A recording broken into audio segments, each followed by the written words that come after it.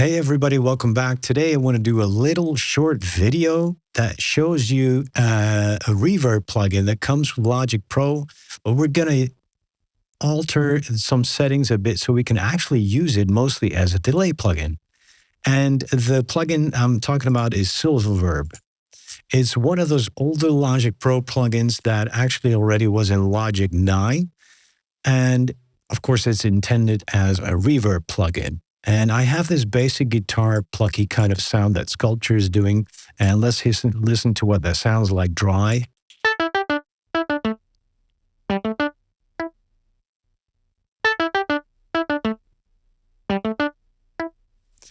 All right, and let's just use some factory presets of SilverVerb to hear the different kind of sounds it can do as a reverb, room type and hall type sounds.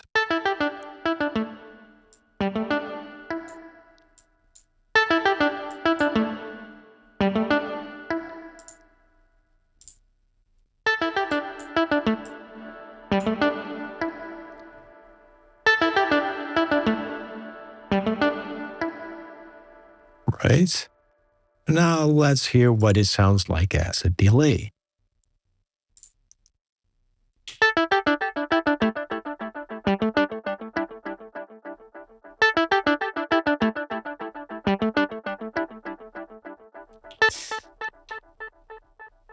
Ta-da! No. Basically, what I've done here is the density and time control in this case is a diffusion control. So what we have here is the delay size. The size control is a delay size. And if we crank up the density or time or diffusion control, those delays will be diffused out so that it introduces this reverb type sound.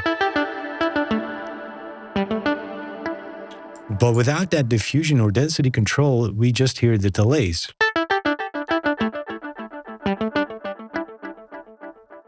And the reflectivity in this case acts as a feedback control. Turn it all the way down, there's not as many delays. Crank it up.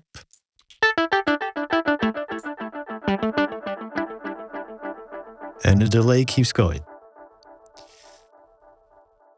So over here we have a low cut or a high pass filter and a low pass filter or a high cut filter. We can tune the delay a bit so that the lows are not delayed or affected, and the very highs are cut out as well, so that it usually mixes better with a dry signal.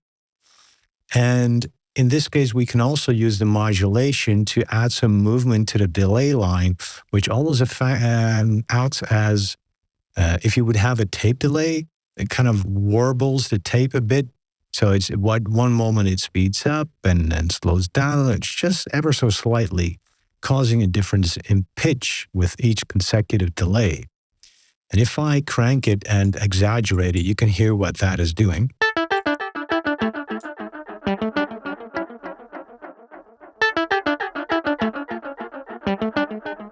Right? That's a sound that's probably familiar to most of you.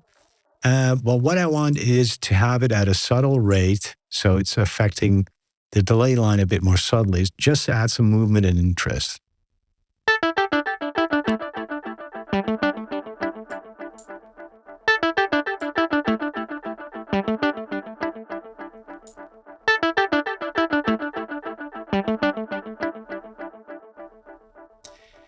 And what's cool now is that we can remix in some of that density, time, or diffusion control to have a mix of both the dry delay like this and reverb.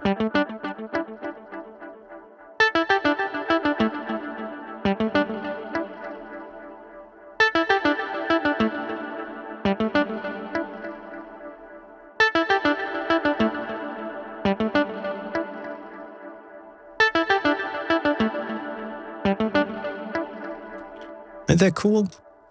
Well, to me, that's just one more delay plugin added to my arsenal. Very easy to use interface, simple controls. You can hear what it's doing. The only downside is we cannot have any readout here of what kind of notes are being delayed here. I mean to say that With a lot of delay plugins, you have a sync tempo button. So you can sync to the host tempo. And that way you can have exact eighth notes that are being delayed, or quarter notes or 16th notes. And this one doesn't have that because it's designed as a delay. So it acts more as an old-fashioned delay where you just have to go by ear. And the delay size in this case is probably milliseconds.